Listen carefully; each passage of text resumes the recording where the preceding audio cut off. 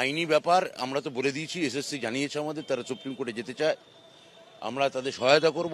আইনি লড়াই তো আইনি পথে হবে। আমি খালি বলবো যে চাকরি যোগ্যদের চলে যাওয়ার জন্যে, যারা অযোগ্য, তো প্রথম কথা হচ্ছে তাদের আমরাই বার করে দিতে চেয়েছিলাম।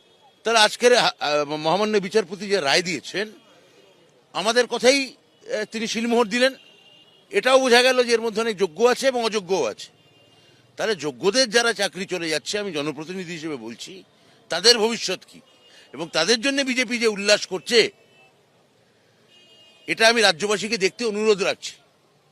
গন্ডগোল পাওয়া গেছে, সেখানে তো এসএসসি ব্যবস্থা নিতে রাজি ছিল।